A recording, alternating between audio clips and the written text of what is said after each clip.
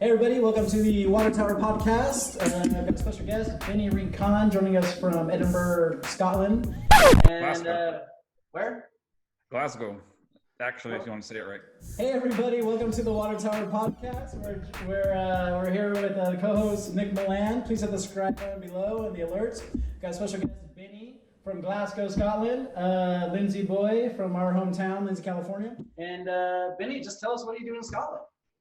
Yeah, man. So came out here for grad school, so that's pretty much it. And then everybody asks me why I picked Scotland, and it wasn't really kind of how things unfolded. Like, I just wanted to get into a new career. Was working in marketing for the last 9 years and wanted something different. And so started looking into programs, and I just really liked the one that was offered out here in Scotland, and applied and surprisingly got in, and now here I am, and that's pretty much it. And you got a fresh mohawk going? Yeah, the COVID hawk, because I don't have access to barbers anymore at the moment, so doing what we got to do. That's got to be a hashtag.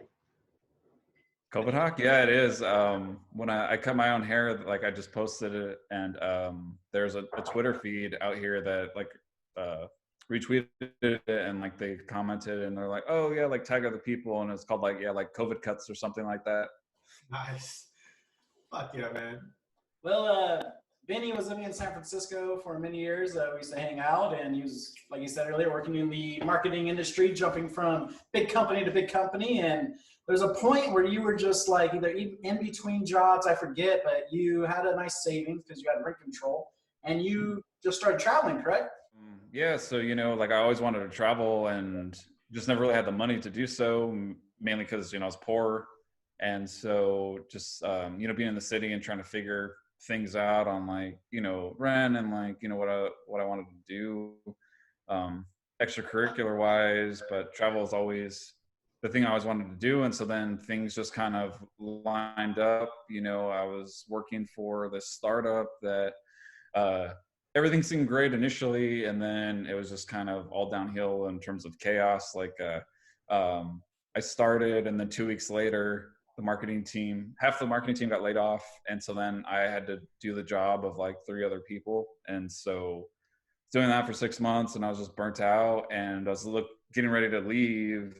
And then I found out that they were going to lay me off. And so then I was like, fuck it. Like, this is perfect. Like, all right, I'm gonna get unemployment. Like, I'm going to get like a severance, and like, I got money saved, so I'm just gonna go travel. So then I just renewed my passport, waited for that to come in. And then, once they let me go, I was like, cool, I'm out. That's pretty much it. Like, I had a homie's wedding right before. So like, I went to Hawaii for like a week, and then came back, and then split. And so then I started my trip in Mexico City. And so I went through Mexico, part of South America, and then Europe, and then, back to the US. So in total, I hit a dozen countries. Like, I traveled through 15, and I was on the road for a little over 4 months.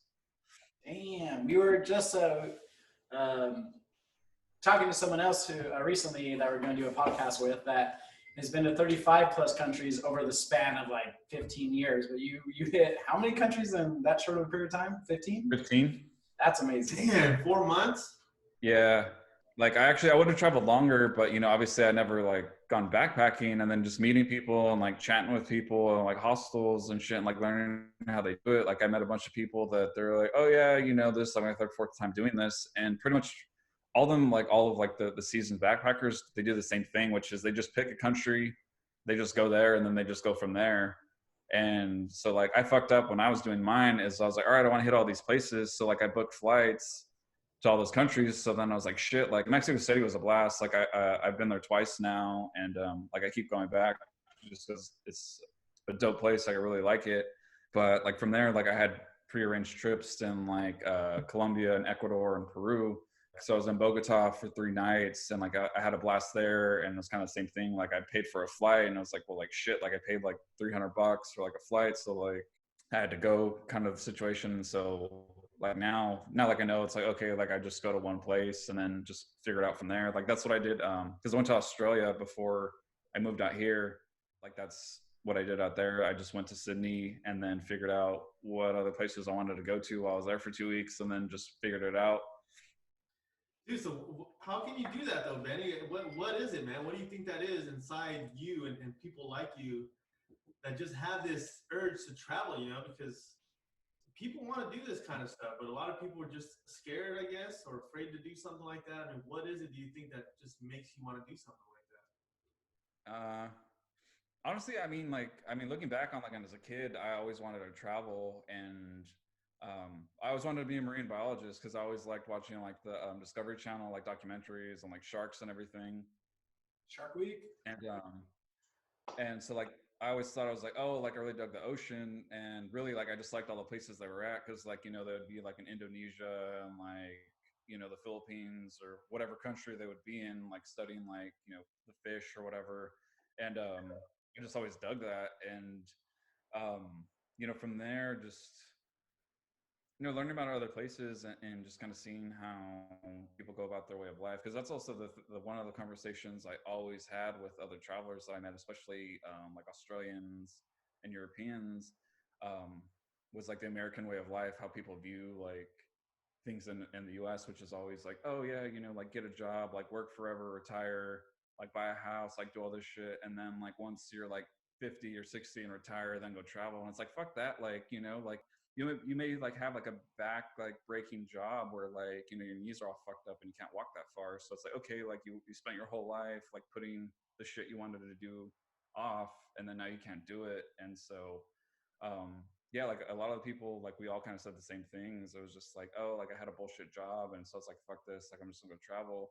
And yeah, it's like, I mean, just do it while you can, because, you know, life isn't certain with how things happen. So it's like, well, like if you have the financial means to do it, do it. And then even then too, like I always had this misconception that traveling is expensive, and it's not. Like it's all about how you do it, really. And honestly, the most expensive thing really is just getting to one place. Like that's like where your biggest expense comes from. And then it all just depends on where you go. So for me, like a flight out to Mexico City from the Bay Area, depending on when you buy it, like a round trip ticket, like the most expensive I've seen is like $400, but you can get it for like $225, like at the cheapest. So, you know, if like I was going to go like backpacking through Mexico, I would buy a one-way ticket. So that would be like $100. And then, you know, from there, then like you're chilling at hostels, and like a hostel is anywhere from, you know, like the most expensive, like I've paid was in Europe, and that was like $40, but like Mexico and South America, like you pay like $6-7 a night. So, you know, you can stay in a place for like 2 weeks and it's only like $30 or $40. And what's that like? What's a hostel like? Basically what you need is a bed and like places to chill. Like, that's I mean, cause it's basically, it's a place for like people of the same kind of mindset to go hang out, really. Like cause, that's the other thing too, is like a lot of the like conversations I had with people about traveling is that, that's the other thing too, when you talk to people, especially like from the States, when you ask them about where they went, they're like, oh yeah, you know, like the hotel was so great, or like the resort was great. It's like, well, you didn't fucking go anywhere. You just stayed in this little space in a foreign country for a week. That's not traveling. Like, you know, like you just wasted a bunch of fucking money on not seeing anything. And I mean, really, like that's kind of what it really boils down to, is like what you want and need. And so for me, it's like, well, like I don't need much. I just need a bed and like a shower, because, you know, pretty much like the rest of the day, like when you're traveling, like you're out screwing around, checking shit out.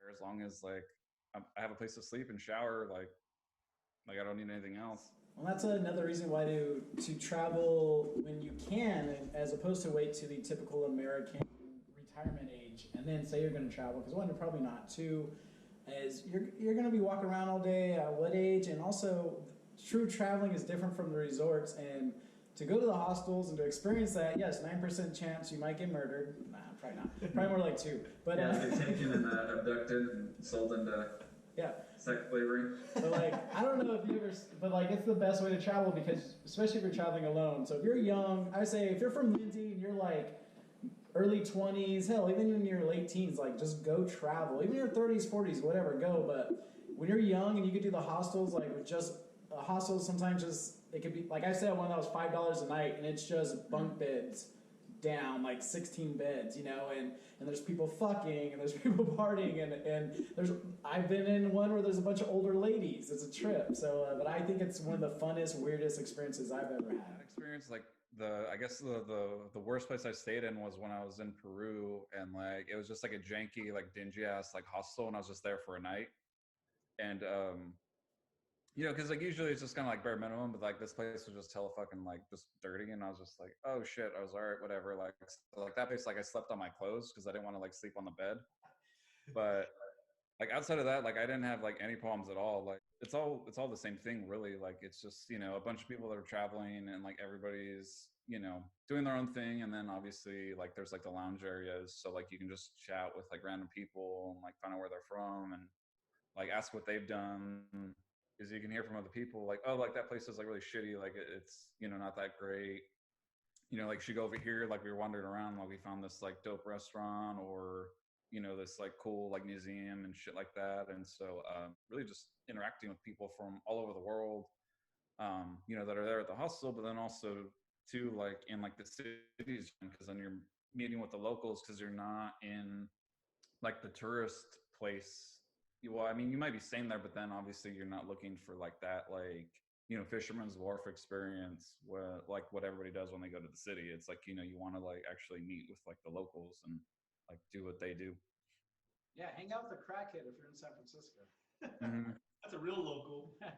Or a guy riding a futuristic scooter or something. I don't know.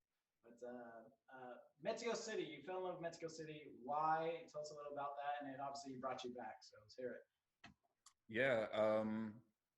Yeah, I don't know. It's just a massive city that's in this really weird place. It's like, you know, at the bottom of, you know, the ravine. So it's like surrounded by mountains, like the climate, it's actually really hilly, like SF. But also it's at a high elevation too. So that was the first time I went, I was all winded and I couldn't figure out why. And then I looked up the elevation and I forget, I don't know, it's like a few thousand feet. I think it's like over 5,000 or something like that. So it's not like crazy high, but it's like, you know, in like the mountains. And but outside of that, like, I mean, you know, it's cheap as hell. Like obviously Mexican food, it's like ridiculously cheap. So like you just walk around and go to a street vendor and you're paying like 50 pesos for like 10 like legit like, you know, straight from the source tacos, which, you know, comes out to like because the exchange rate when I've gone, it was like 19 and like 20. So you're talking about like 250, like, you know, $3 at most for like a meal. So this is cheap eats. It's like crazy easy to get around. Like it's honestly like the infrastructure is a lot similar to the city and SF in the sense of like how easy it is to get everywhere, because like they have like a pretty decent public transit system. And also like the trains there are stupid cheap. It's like 15 cents for like a ticket. So like you basically pay like $3 or $4 and you got 10 rides for the train. And so that's how I was getting around to all the different districts and like checking different places out. Um, the weather's nice because it's like almost tropical, because it's, you know, southern in Mexico and then it's in the middle. So it's like, it's warmer. So it's like kind of tropical. So like it will rain randomly, like during the day in the summertime. And yeah, like it's just like a really big like multicultural city too, because actually when I was there the second time around, I took a cooking class that a friend of mine from college had went to. And so I went to it, and so the woman that was teaching it, like she was a former product manager at Oracle, and so she worked in Mexico City, but then she just decided to start teaching cooking classes. But she showed us this book that's like, it's like the history of cooking in Mexico, and she was talking about how Mexico City, when the Spanish came to Mexico, essentially made Mexico City the most metropolitan or like most influential city on earth at that point, because like the Spanish, they had like all the spices from like Southeast Asia and like the Philippines and all the countries that they're occupying. And then, you know, they go to Mexico City, which is, you know, the bridge with like all of like North and South America. So then essentially you just had this massive metropolitan city that had all these different mixes of cultures and like foods and spices. And like, that's kind of how like the cuisine like grew and developed. And yeah, like, so, you know, there's just a lot of crazy history with the city as well. Like, you know, like al pastor tacos, like how they're made is because of like Arab or Lebanese immigrants that went to Mexico City, and like they would do like the lamb spits, and so then like of course like Mexicans saw that, they liked it, and then they just swapped out the, you know, lamb for pork, and then now you got like bomb ass food forever. But dude, Mexico is fucking dangerous, right? Everybody dies. I mean, that's the rationale of why people don't go there. I mean, Yeah, no, and that's not the case. Like it is dangerous, but it's all towards the U.S. border because essentially, like I've talked to a bunch of people about it, and really like everyone fights, like all the cartels fight over Juarez because the the freeway system that connects Juarez and like Texas, I forget what freeway it is, like the 405 or whatever, that connects to, it's like 85% or something like that of the US, because of like how it splits off. So it's like all the major freeways across North America. So it's like if you're a drug dealing cartel, obviously you want to control the freeway because then you can move more drugs across the border and make more money. So yeah, like that's the thing is like that's where like all kind of like the scary shit happens, is like all the like border towns, because that's, you know, if you control the territory, obviously you control all the money. So but like Mexico City, it's such a massive city. It's you know, it's at 10 million people, but also it's like a big place. It's like fucking huge when you fly into it. Like it's literally just a sea of, you know, buildings and stuff, and it's pretty gnarly. Like you can look up aerial photos because, you know, like I said, it's like built like, you know, at the bottom of the mountains, and since it's hilly, like it's got this crazy viewpoint of it because it goes up and down. So like you'll see like certain areas of the city where like there's just like waves of like housing and stuff, and so it's just pretty, yeah, it's just crazy. And yeah, I just really dig it. where did you stay when you were there? Like, did you stay in a hostel there too? Yeah, I did. Okay. So Benny, what year did you start traveling? 2016.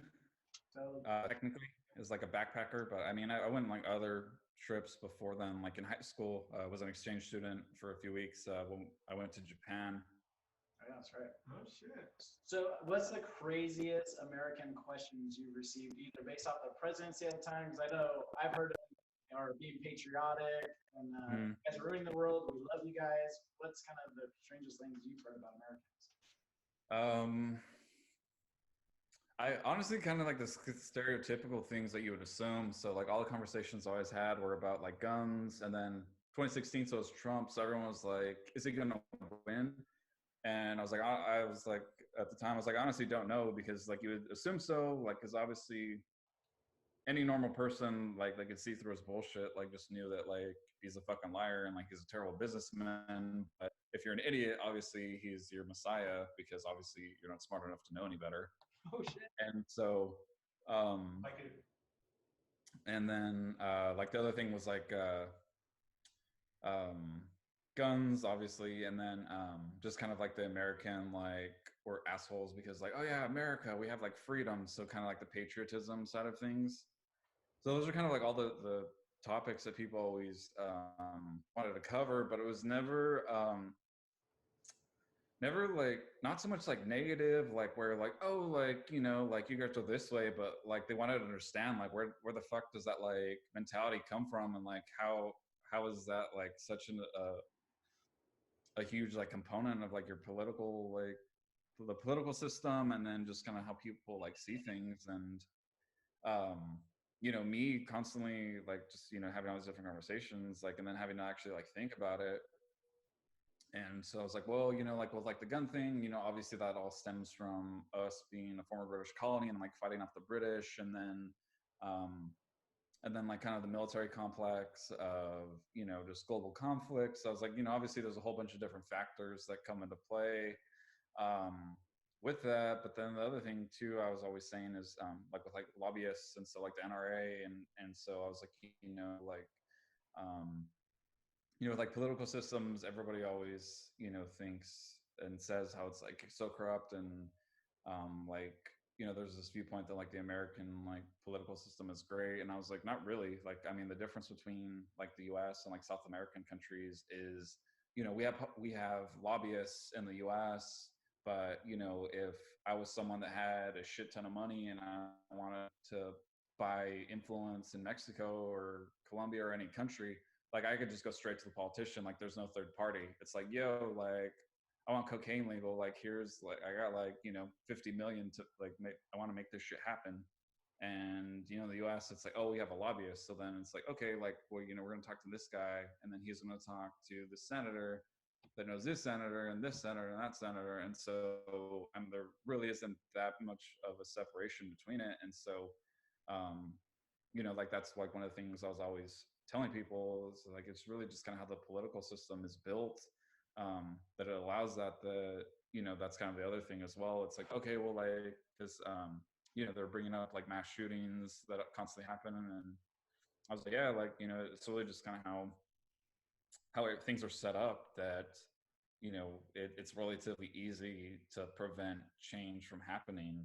And then even then I was like, you know, like a lot of like the legislation that people are passing isn't that insane. It's, you know, just kind of common sense. It's like, okay, well, like if you're like a violent criminal that, you know, you're someone that like beats your wife or like gets into bar fights constantly, obviously you shouldn't have a gun because that makes you even more dangerous, you know, than you obviously normally are. And yeah, like, you know, like that was just kind of like the big conversation that I always had with people. But the other thing too, I was told like a lot of people that were always asking me that is I was like, yeah, like,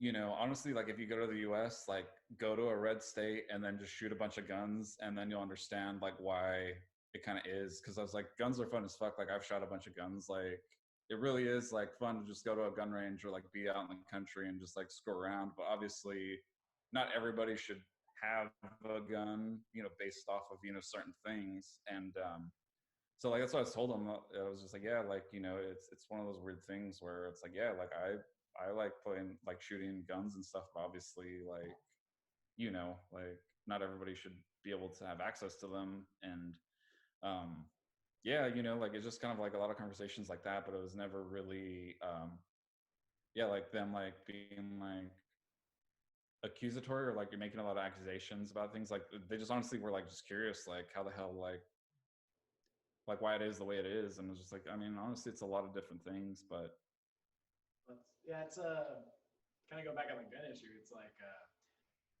there's nothing better than shooting a gun, in my opinion. I mean, there's a lot of great things, but like it's Americana at its finest. mm-hmm. And when the COVID thing happened, I'm like, I need a gun. I've never had a gun in my house. I was like, I need some guns. Like, fuck, I don't like what's going on here.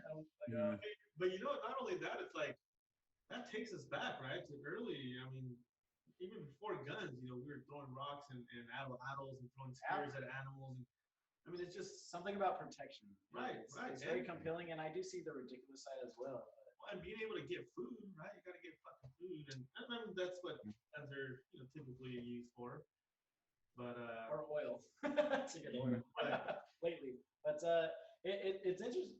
Shooting a gun's fun, man. That's all I'm saying. Yeah, I do like it too. You know, it is hella fun.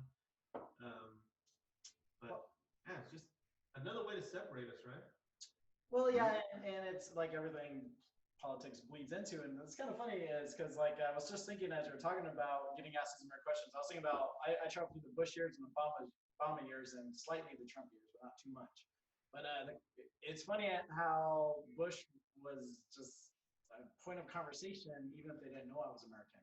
And I know there's a lot of American backpackers that have claimed to be Canadian. I have done the same just to avoid that bullshit because I don't like to be on the stand for America, especially when shit's so crazy here. But it also is great for every American to get a perspective of a bunch of people from different countries, is because one, they're outside of America, so they're safe to say what the fuck they want. They can say fuck America, whatever. And sometimes they're wrong. But what's great is that you realize there's always this left and right in America, but not everyone subscribes to that in the world because the U.S. is not the world, even though it seems like it a lot of times, and it has a huge influence. But the left and right, everything having to have that extreme issue, I found when I traveled that, yeah, there's certain people like that, but moreover, I found this like moderate, just sometimes I think left on this, sometimes I think right on this. I think gay people should get married. I think people should shoot guns if they want, or vice versa, or in a different way. But anyways, I think it's healthy to see, because we're as Americans, whether you're right or left, we're egomaniacs in the world sometimes. Is that still true to is that kind of based any type of reality in your travels in the recent years? Yeah, kind of. I mean, that's kind of like one of the other things that people always said to me, that they're like, oh, like you're like one of like the chillest Americans like I've ever like hung out with, and I was, what the hell does that mean? And then they're like, oh, well, you know, like sometimes you meet like people from the U.S. and like total like dickheads, like kind of like, you know. And I was like, well, I mean, not everyone is like that. Like it's, you know, like there's degrees of everything, but then even then too, like that's kind of the other thing you come to realize too, is like with like all the people that frequently travel, is that everybody, obviously, like, you know, you don't agree on a lot of like, you know, there's different like issues, but for the most part, like you apply a lot of sense to like kind of just like everyday like issues and problems, and it's not really that like polarizing to someone that's like traveled a lot, because you're like, you've been to all these different countries and like you see how people like live and like how they go about their, you know, day-to-day lives, and so like there's a lot of like misconceptions that you have that go away from that experience. And so then obviously, you know, like, oh, that's not right, like, because like, you know, like you'll be in a hostel where someone says like, oh, you know, like you know, like they do this in like Colombia, and then you're like, no, like they don't fucking do that, like I've been there, like that doesn't happen at all, like, you know, where the fuck were you?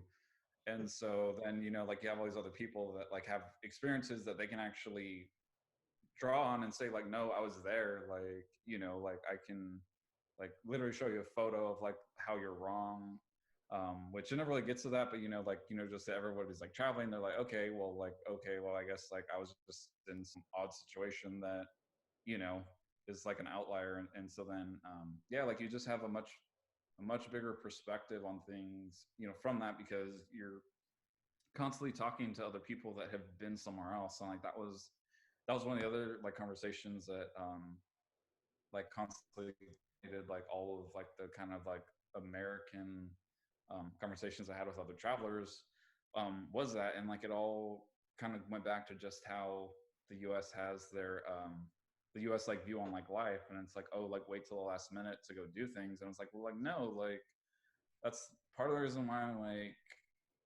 you know, like with like you know, politics in the States, it's always very like, you know, America's the greatest country in the world and like all this shit. And it's like, well, it's not. Like if you've been anywhere else, like we're not that much different. Like I'm in the UK, and I literally have the same access to everything. Well, I actually have free healthcare here, so like that's, you know, a huge yeah, I got that socialism that we don't want. And yeah, it's like that's the thing. It's like, you know, you just have all these people that have never been anywhere, and so they have no other perspective on anything. So it's, you know, like honestly, it's like Lindsay too. Like that's conversations I've had with, you know, the other guys from Lindsay that were in the Bay Area. Is, you know, like when you talk to people like back home, and like ask like what like they want to do, you know, it's always kind of the same thing. We're like, oh, we're gonna go to Pismo or like LA. Like no one has any bigger aspirations like outside of like the valley. It's like, oh, you know, you could go somewhere else, like there's 50 states and, you know, what is it, like 193 or 95 countries that we could like travel to easily. And so yeah, like that's a big thing too, is like nobody thinks bigger, because like no one really does it, like is the other part of it. And so like I didn't realize like how like crazy me like backpacking was until my old roommate from college, so he's from Lindsay, Adrian, he got married. And so I was at his wedding, and his cousin, you remember Diego Loya, so he was there, and so his family was there. And so like I was like chatting with him, and so I met his folks, and he was like, oh yeah, like this is my friend Benny, like he was the guy, like he's the guy I've been telling you about that's been like backpacking. And I was like, oh shit, like, you know. And then like that's kind of when it dawned on me more that like, yeah, there's not a lot of people from Lindsay that have done that. So there's not, you know, a lot of like firsthand knowledge for people from Lindsay to be like, oh yeah, like, you know, like Nick's like, you know, backpacked and he's been to all these different places and things like that. And so yeah, like that was kind of one of the crazy things that I realized about that. Because yeah, like I remember being in Lindsay like in school, and like you know, like there was never like conversations like that, like outside the valley. Like I remember like me and like my like crew of like buddies, we all wanted to like get out. Like we were just like, no, like there's nothing here. Like, you know, like I need to get as far away from this fucking place as humanly possible.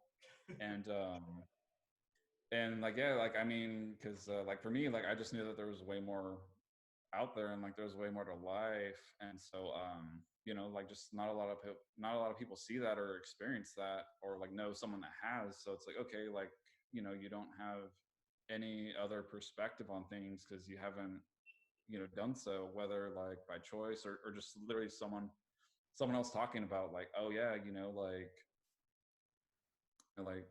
the East Coast is like dope, you know, to be, you know, like in the fall to like check out the foliage and, you know, shit like that. So I don't think. Sometimes I debate this with myself. Are some people just travelers and have the bug, or is it just something as taking balls and doing it instead of concentrating on reasons and why you shouldn't do it? But I also do like know a lot of people that still live in the valley that have moved to like LA or traveled a bit and they go back and they're like, I love all that stuff's cool, but this is home, this is nostalgia, and I miss a lot of that sometimes. At the same time, I think I'm built a little different where I like to, you know, see what else is out there just for perspective. But yeah, just for clarification, some people in the valley love it, and sometimes I'm a little jealous of them because they got family, friends from day one, people that you could always count on. But I do hope more people from Lindsay travel. I think it's, even if you move back, you're bringing some type of value. I have a cousin that did that, and she's helping out so much with what she does in her church and other situations. But I don't know. I just think traveling is always going to be a learning experience and help a perspective. But I don't think just because you don't travel, you don't have some type of benefit. You know what I mean? I guess I'm just trying to like. Well, no, I think it's definitely good to get out. You know, I think there's definitely benefit to getting out of a place. But I see what you're saying. You know, there's so many ties in a small town like that. Shoot, and yeah, I kind of miss that too sometimes. You know, foothills and that small town feel. But something about it, man. Something about getting out. But I definitely dig the point of traveling is fun, but also it's just a learning experience. You know, see what's out there, see some well, other. no, and like that's yeah, really, really honestly what it is. Because like yeah, like I mean, there's points where I miss the valley for the same reasons, and then like I've had conversations with my cousin about that. A treasure hunter, you know, like so American Pickers, like that's what she does. Like she just like goes all around and like finds cool shit and resells it. And she's like, yeah, you know, like kind of said the same thing. She's like, yeah, you know, obviously it's great to be around your family, but then you kind of realize pretty quick that it's always on repeat. Like it's just kind of the same thing, you know. So like even though you're not there, like even whenever you go back, it's always going to be having the same thing. Like, oh yeah, you know, we're going to hang out, we're going to barbecue, we're going to do this, we're going to do that. So nothing really changes, which is kind of sad, but also it's like nice to just go back to like that familiarity and like just have that like, all right, you know, like, you know, because that's one thing that I honestly liked going back to Lindsay, like especially just from like, you know, going to school and then like working was it's a great place to just decompress and like not have to like think about like all the different moving pieces and just know like, okay, like life's slow out here, you know, I can just relax. Like I don't have to like deal with all like traffic and all kinds of other like day-to-day shit that I always have to deal with. Like I could just go like, you know, chill out in Strathmore with my cousin and like, you know, like not have to think about anything for a few days. And yeah, like that's definitely what like I've always liked about it and what I miss from it. But then I also know too, like I can't be around that for too long just because of like how much I've gotten out. Like I just know like there's always something else I could be doing, or you know, some other thing I could be exploring or experiencing. Do you think it's something embedded in you specifically, or certain types of people specifically that are just more prone to traveling, or do you think it's some people just choose not to take the leap? I think it's a bit of both, honestly, because you know, it's kind of one of those things like you don't know if you don't like it unless you've tried it. So you know, like you know, someone can go on a vacation somewhere and you know, or like go backpacking and like they could just be like, you know, like I don't like this shit. This shit isn't for me. Like I don't, you know, fuck with like hostels and like, you know, I need an itinerary and like a plan. But you know, they can still like travel internationally. So like that's that's still fine. Obviously, you know, if you want to still like get out and do that. And then, yeah, I think the other thing too is that, yeah, certain people like just like, I guess like myself, just kind of have that innate, like, actually my great aunt, she says like me and my cousin were gypsies because like we kind of have that mentality of where we're just like down to pick up and go and just, oh, let's go here, right? Fuck it, like you know, let's make this shit happen. And then the next day, after hearing you were a gypsy, you went and got your lip ring. Yeah, no, this is because you kind of look right now. Well, what do you think? What do you think about that? Is there like an innate nature in someone specifically that wants to travel, or is it just taking a leap of faith and doing it? You know what I gotta ask, Benny? Are you a middle child, a baby, or the oldest? Middle. Okay. You know what? I wonder if that plays into it. You know, because I'm the baby of my family. I think you're the baby, right? And so there's a lot of research that goes into, you know, where your mentality's at as an older child, as a middle child, and as a baby child. And so I wonder if, you know, because as an older child, you have more responsibility, right? You have to watch over the younger children. You're usually having to do some chores around the house early on. And so you develop that responsibility factor, whereas the younger siblings are like more free to do whatever they want. And so they have that more kind of ambition to, you know, pack up and go, you know. Well, and you also can learn from the older ones' experiences, what to do and not to do, I think, sometimes. Right. But yeah, it's interesting though. But, you know, I mean, you almost like, you can see both sides though, right? Because I can see the need for travel, but I can see the need for staying, you know. Yeah, honestly, so my great aunt is a perfect example of that. So you know, she's from Lindsay, and well, not from Lindsay, but you know, lives there. And so her husband, my uncle, so he was in the military, and so like he traveled the world. Like I found out like a few years ago, so he was like fluent in like 5 languages. So like he spoke English, French, Spanish, Italian, and I don't know what else. And so like he literally like traveled the world like several times and like saw like Europe get destroyed and get rebuilt and like, you know, experience all this crazy shit. And I was talking to my uncle, and like he said he's like yeah, my dad said he always wanted to live in France, but like my aunt, like she just doesn't want to travel. Like she has no desire for that shit at all. Like she's totally cool with like just, you know, like going to visit family. Like so she'll go to like Mexico like for that, and like that's kind of like what her like travel entailed. And yeah, like, you know, I could see that, like, you know, why like she was like that, just kind of, you know, growing up in her generation, and, you know, just like understanding, like, you know, just having no desire to do that. Because also too, like, I think like the other thing as well is because, you know, she grew up in the 30s, so like that was like during the like Great Depression and like all these wars, and so like all like kind of the instability at that time, it makes sense that like you wouldn't want to leave. Like if you got like, all right, no, like I got my house and I got my job and like I got everything here, like why would I want to go somewhere else where like there's all this uncertainty? So like that makes, I mean, a lot of sense. And like for me, like I don't know, like I guess this other thing too is just like from being in school and being poor and like not having to like afford food at certain point in times, like, you know, just like backpacking, like it made sense because yeah, there was like times when I'd get off the plane in a new country and I didn't know where I was sleeping, and it didn't really bother me. I was like, like I'll figure it out. Like, you know, there's plenty of options. You know, the same can be said for like owning a business, right? That feel of uncertainty. People just don't like that, man. They like the security of having a steady paycheck coming in every 2 weeks. You know, and we in the business world, we talk about that all the time. It's like, shit, if it was easy, everyone would do it type of thing, right? And you have to have that mentality of uncertainty could be good. You know, I'll see what happens and I'll roll with it, right? Roll the dice and see what happens. You're not gonna get any type of reward from playing it safe. You gotta throw the dice sometimes. You're gonna get burnt. But like landing in a new country or a new town and not knowing where you're gonna sleep for the night, like that's a great experience. Something that you're always that it's hard to replicate when you come back home. I found that type of like, uncertainty and truly danger because there's no one around. Even if you call anybody, they're not coming because you don't know anyone in this place. So I don't know. And is this something you miss? Like now that you're in college and you're in the UK, kind of staying in one place for a little while, do you kind of miss that uncertainty? Yeah, definitely. Well, especially like, well, like that kind of uncertainty, it's more of an adventure. It's like, oh, well, like, I don't know, like, you know, like it's not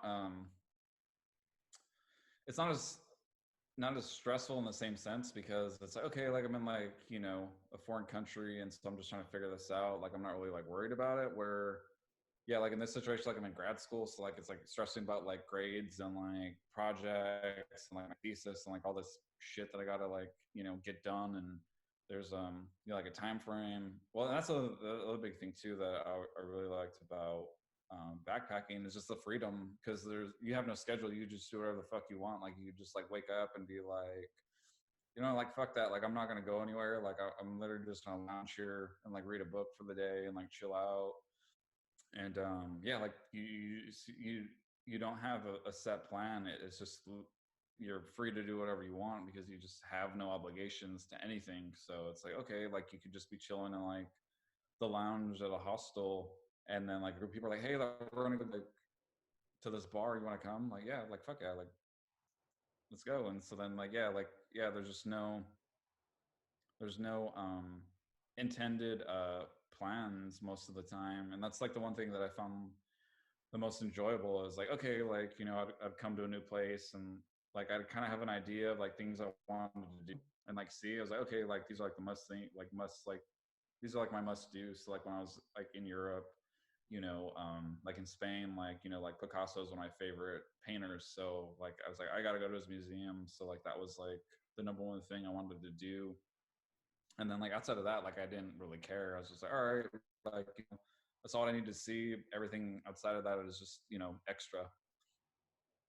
That's a good point. That's a good way to strategize around something like that. You know, because when you think about it, you're like, oh shit, trying to Europe. You know, what should I visit? There's so many things. It's like, just pick that one thing that you really, really want to go to, and then you go just plan your itinerary around that. You know, when you get there, you make your plans. I love that, man. You're never going to see everything either. Right. You're just going to have to skip over stuff. But I don't know. I've always wanted to go to Jerusalem, and I've been to a lot of places except Jerusalem. So, but it's I don't know. Sometimes it's just you know, I had a conversation this past year. I lived actually in Visalia for about 4 months between September of last year. So, but it's I was hanging out having a beer with a friend on a birthday, and he's, you know, still living in Lindsay, great guy, and he was just like, man, why are you hanging out with us? Why are you here? I'm like, what are you talking about? I love Lindsay. It's like some of the best part of me. And he's like, well, like you know, you're like, you're able to do all this stuff. And I'm like, what do you mean? He's like, travel. And I'm like, you could travel. And he's like, nah, I can't. I don't got the money. I'm like,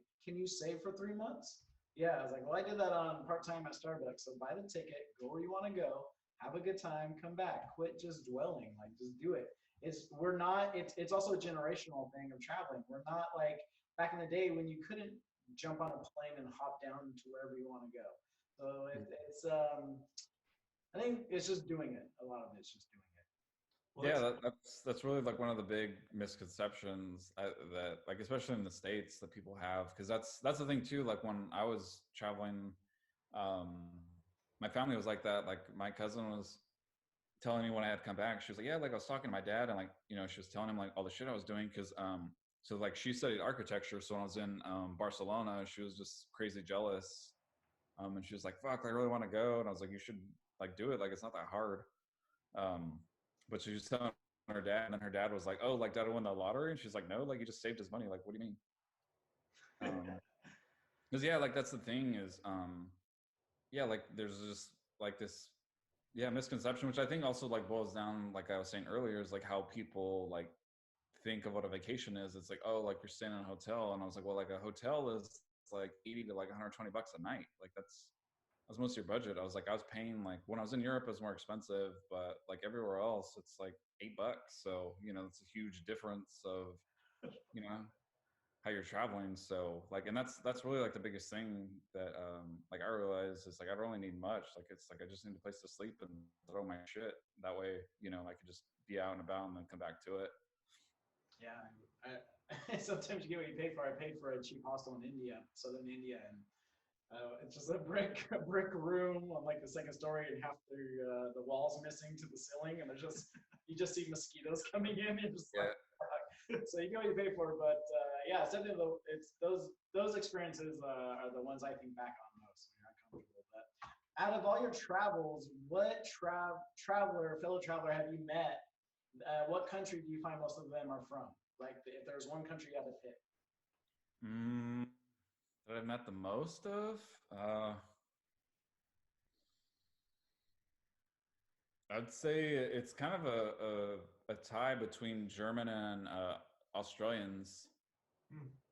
which Nice. I actually found out why, and it's basically because how their countries are set up that like college students actually get money for being college students. So typically, they were explaining it to me. I was like, yeah, I was like, how the fuck like do you guys travel so goddamn much? Because like I'm always meeting like Aussies and like Germans, and they're like, oh, well, like no, it's just like kind of how the system is set up for us. Like if you're a university student, like you get like a stipend essentially, and so they're like, like it's for like your books and like transportation and shit like that essentially, but they're like, well, like live with your parents or family, you could just save that, so it's like for the school year, it's like a few $100 a month, but like over a year that's like a couple G's. So essentially like they're just like either like we wait for like our winter break or like summer break, and then you have like a few grand saved, and then you just go wherever. And I was like, bastards. I was like, we don't have that. Like, Yeah, it's like I have to fucking save money. in the Netherlands, they were making around €900 a month just to go to college, and those were not the best high school students. And Mhm. I'm in, I was going Wow. to debt at the time, and Taking out it's like, what loans. the fuck? So Mhm. yeah, it's one thing to hear it in the news, one thing to experience it. But I found people around Germany were the ones I met the most. Australians, one of the funnest people to hang out with traveling. Would you agree? Oh yeah, they're always looking to have a good time. So what's next, Benny? I mean, shit, man. Once you're done with school, actually, did you go over what your major is and No, I didn't. what's the next chapter?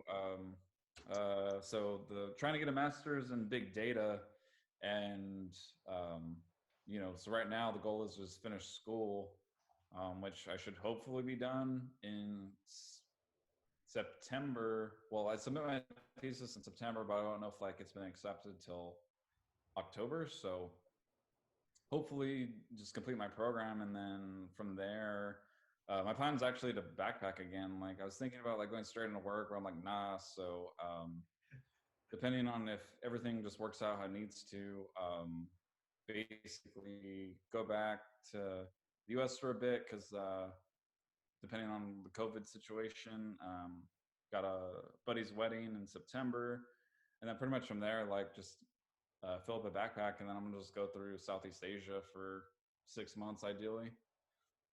Fuck yeah, man. We're at in Asia. Shit, actually, we just talked. We're in I'm Singapore. gonna start. Plan is to start in like I don't know, like Japan or somewhere, and then like go through like Vietnam, Cambodia, Burma, um, Singapore, the Philippines, Indonesia, pretty much like everywhere. It's badass, man. Hell yeah. And what about this big data thing, man? What's the goal with that?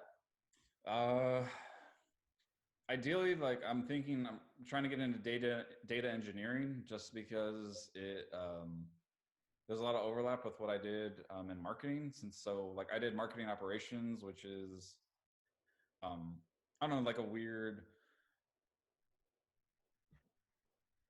role within marketing, because I wasn't so much like strategic in the sense of like, okay, like we're gonna put this marketing plan in place, and like we're gonna do this and this. Like my job was all of like the back end infrastructure, like like the actual construction of like, okay, how is this information gonna move, like how's it gonna go to sales, like how are we gonna like value it, and like all those different sort of things. And so yeah, like I've just been kind of looking into like career opportunities, and data engineering made the most sense, because it's managing all the information that a company needs.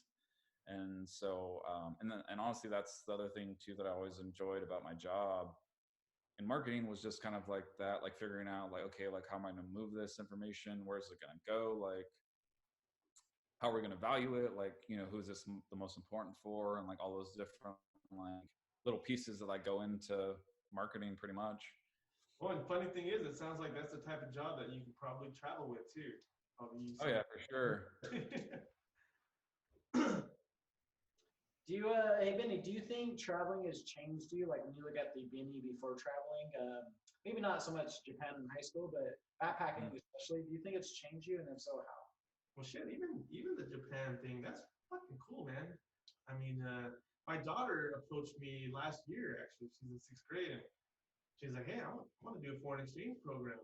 You know, dude, as a parent, I'm thinking, "Oh shit, this is kind of scary," So I bet even your parents were a little, I don't know, scared to do it. But that's fucking cool, man. How was that first? That was awesome. So that was in high school, and so Lindsay, I don't know if you know, but so we have a sister city in Japan. It's Ono City, so it's south of Osaka, so it's like 2 hours away, and so it's a small town. It's like the size of Porterville or Tulare, so it's like 70 or 80,000 people. So I mean, it's a big place, but not that big in terms of like other cities in Japan. And so we did this exchange program, and essentially, like everything's all set up for us. So the year we went, it was the bicentennial relationship with Lindsay and Ono City. So it was like the 50-year celebration. So like they had all this cool shit. Like there was this big ass. So it was basically like the Orange Blossom Festival that we have in Lindsay. Like they had like the equivalent out there, because that's the other thing that Lindsay does is like we send them a shit ton of oranges every year, because oranges are hella expensive in Asia, and so yeah, like so we went out for that, and like so we just got to do a bunch of cool shit. Like they took us everywhere, like all these different places, like like factories, and like they're just kind of showing us all the cool shit that was in there. I don't know, man. I mean, I feel like shit. That's early on, man. That's a kid. You're going to another country as a kid. Is that when we got dice kit? Was that what? Do you remember? That was before. That was my freshman year in high school. Okay. Do you remember it? Oh no. Oh yeah. I wasn't in high school. I emailed him for like a year or two after that. One day he was like, "Don't have time. Let's party. Goodbye." I never heard from him ever again. Oh, that's awesome. So I mean, that started it off for you. You think like that just gave you that bug and Yeah, for sure. Like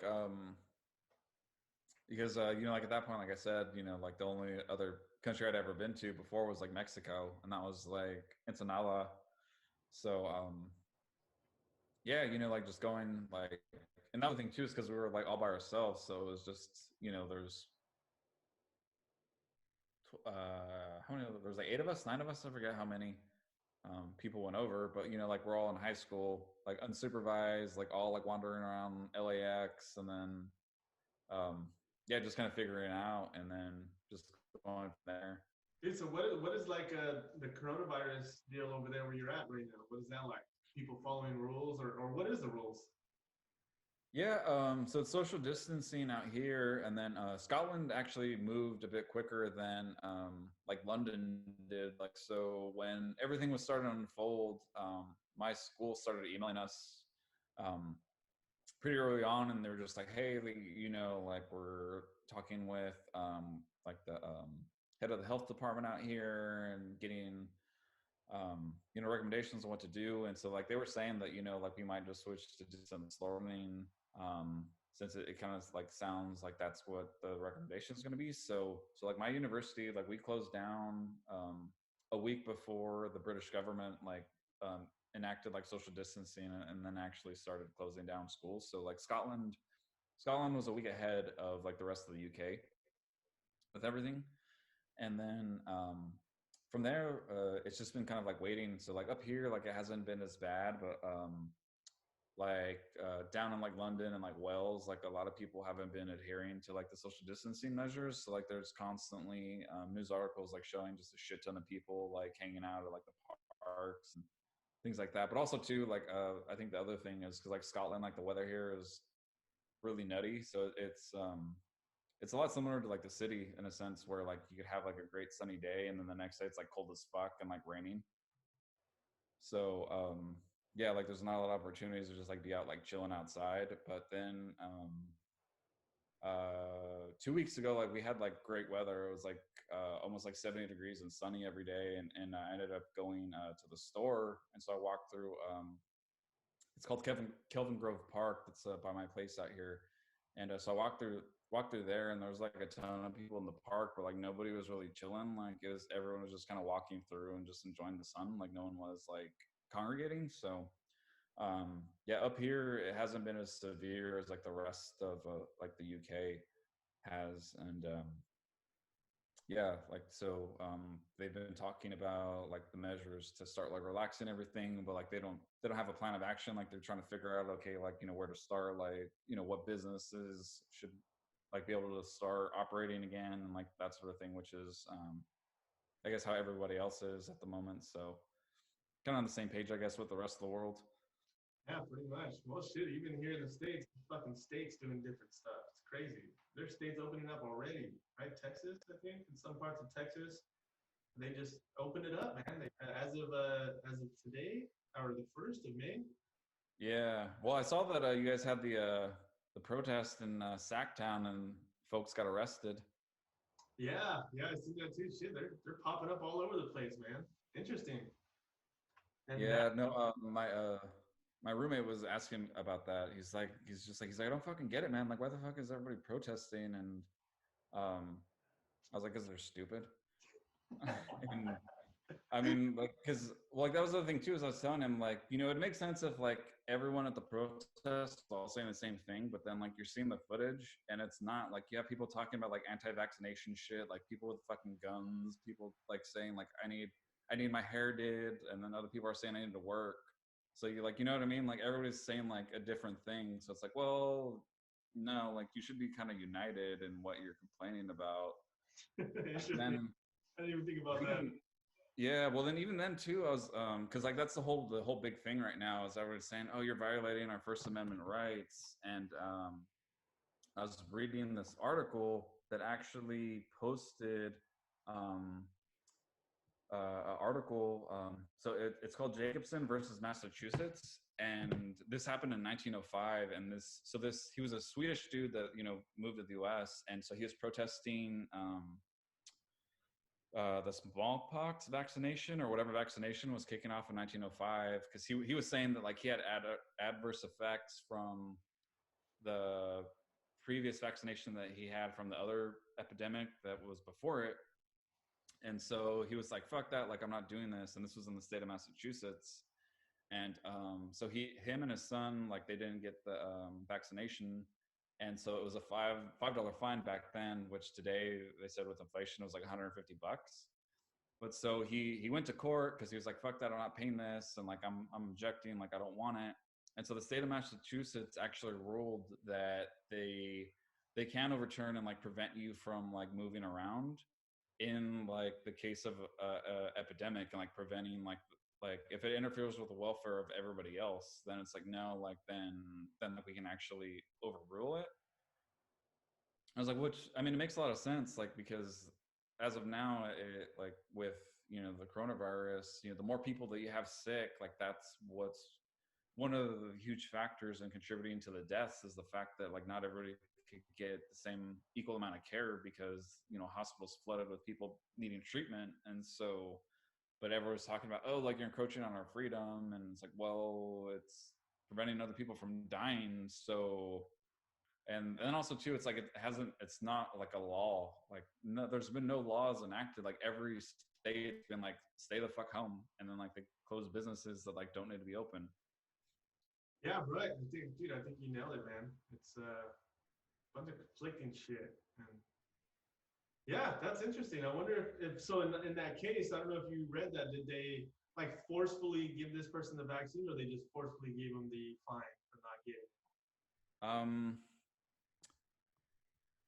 yeah, I'm not sure. Like it just said that like that was like the case is basically like he couldn't refuse it. So I'm assuming he got the shot. This was 1905, so you know I'm sure Come like here, motherfucker. yeah, like they just like wrestled him down and like just gave him a shot.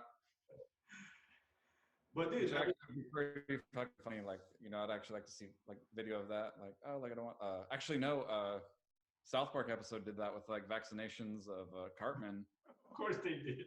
By the way, we're 3 for 3. Last 3 podcasts, South Park has came up. Well, what's going to happen after all this? Do you ever think you'll end up back in the Valley? Are you going to go back to the Bay Area? Or are you going to stay abroad? What do you think? I don't know. I mean, honestly, I'm kind of playing it by ear and just really seeing what opportunities come up. Like now, it's just like get done with school and then kind of going from there. And then, you know, kind of the hope is with what I work on with my thesis, that'll be the foot in the door with like job hunting with what I'm trying to do, which is I'm still trying to like oppose it, but essentially what I'm actually going to do it on the coronavirus. And what I want to do specifically is I've been reading a lot about how like one of the biggest issues that every place has been having with the modeling is like all of the information and data, because like it's just kind of all over the place. And so like that's what's been making it hard to come up with a prediction. So one, I want to build like a database that will kind of standardize everything. So like I can just take a bunch of information. Like, so what I want to do is get info from like the NHS out here, probably New York or like the CDC or something, and then like Taiwan or like South Korea or something, and then essentially like try and put all of their like healthcare data, like build a database that I can put all of that info in, and then see if I can increase the accuracy of predictions. So I look at like previous like predictive models that other people have made, and see if like with what I'm trying to do will actually improve the accuracy and like how much, and like so that's what I'm trying to do. Damn, that's what big data can do, though, man. Yeah, that's what's scary, but also cool about it. It's fucking intense, dude. Do you miss tacos yet? Oh, of course, dude. There's like this watered ass down like Chipotle out here that's fucking awful that I had, and I was just like, God damn it, this is no. So that's actually the one thing that's pissed me off about being up here and out here is I was like, okay, well, you know, it's like Glasgow, it's a big ass city. There's almost 1 million people here. It's the same population as SF. So I was like, all right, it's like a big city. Like, you know, like there's ports. Like I'd assume like there's like produce and shit, and there isn't. Like I've had to like scour the internet to like try and find like spices and shit to make Mexican food. I'm like, this is bullshit. So you've been able to replicate some meals? Yeah, some stuff. And then yeah, the only thing like I really need that I just haven't ordered, mainly because like the prices is stupid, is like all like the dried chilies you could get at the market, you know, for like $2, and you get like a big ass bag of like dried chilies. Like out here, it's like 20 pounds. So like with the exchange rate, it's like 25, like $30 for like a few ounces of dried shit. And I'm like, nah, like it's way too fucking much. Well, sweet. We did well over an hour and a half, I think, or about an hour and a half. Anything else you'd like to say, Benny? America, I guess. I mean, I don't know. Where can people follow you online? I guess on the gram, I guess, is where I'm most active these days. So the one and only Benny. All right. Well, thanks for everyone watching the Water Tower podcast, and thank you, Beni Rincon, for joining us today. If you like that video and you want to see more, subscribe to our link down below. Click that notification button so you can get notified on your cellular telephone device. And we'll see you next week. Peace out. All right. See you, man. See you, Benny. See ya.